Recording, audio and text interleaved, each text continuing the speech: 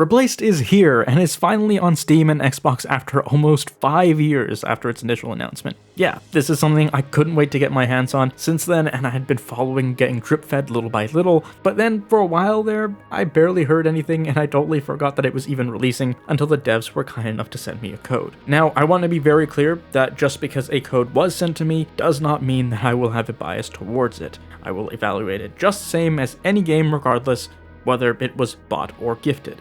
And so, here are my honest thoughts.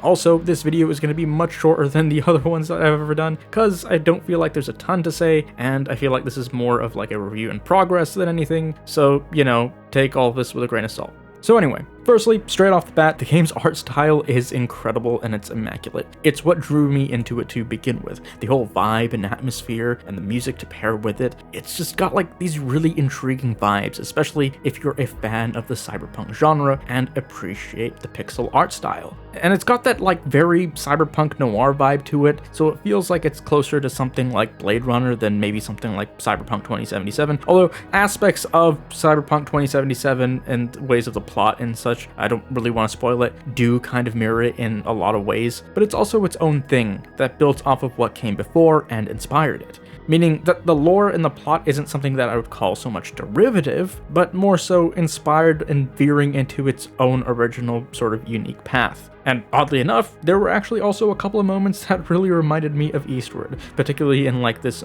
market section or like one of the earlier parts of the game. Great game too, as well, which again is also like an amalgamation of a couple other games like Earthbound and The Last of Us, weirdly enough. But anyway, I think that the lore here is actually somewhat deep and can be learned through exploration and dialogue. It's something that feels organic and unique, and it's actually really subtle. And so if subtlety in that regard is your cup of tea, I think that you'll really enjoy this side of it. But if you'd rather it be explained more precisely and more spoon-fed, and I don't mean that in a pejorative sense either, because maybe you just don't have a lot of time, then maybe not so much. It might not be your cup of tea. The gameplay side of things, however, is somewhat of a mixed bag that could be great if they just tweaked it a bit. And by a bit, I actually kind of mean a lot, but like, I don't know how far the tweaking would go, especially because I'm not in game dev, and I'm not entirely sure what sort of work would go into it, but there is one thing that does hold it back. Now, the combat itself, it feels great.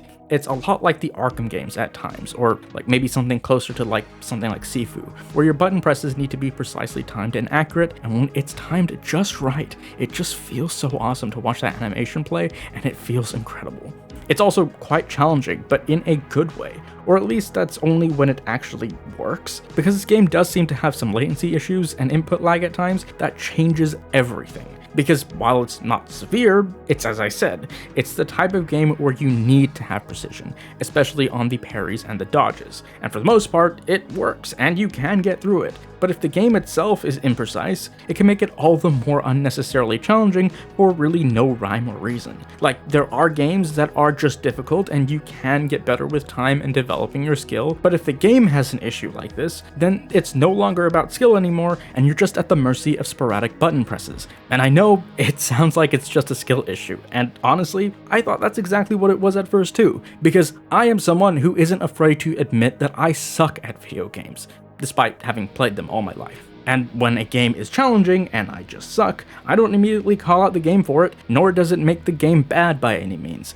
It just means that it's not for me, or I just need to get good. But for this game in particular, I really was questioning if I was possessed by the Cuphead guy from IGN or something. Because at the very beginning of this game, there's this chase sequence that seems simple enough, and you would just need to hop over certain logs at certain points. But for some reason, this took me like 15 to 20 tries, and I really thought I was just like awful or something, and I was totally embarrassed by my skill issue. And then by like X number of times, I don't know exactly how many times, I tried timing it much earlier, and somehow that worked. And immediately after, every single other log I was fine with, and timed them perfectly, just as I would have anyway. But then I figured maybe it's just a bug that I have. but then many of the fights then after felt also just as imprecise, and I found out that many other people had been experiencing similar issues. But with all that being said, this game is something worth trying out, especially if you've got Game Pass already and want to give it a go. It's just difficult to recommend something that heavily relies itself on timing and then having that timing feel off. I really do think that this is the single biggest issue with the game, and if like a patch were released to fix it, again, I don't know if it's that simple and that's all it would take, I would easily recommend this game instead of just sitting on the fence right now. Because when the combat works, it really works. It's always a rush, and it feels incredible building up that meter to deliver a fatal finishing blow to your enemies, especially when you're in a pinch. And the enemy variety is pretty varied and continues to build as you play more and more, and it keeps things feeling a little fresher. As for the boss fights,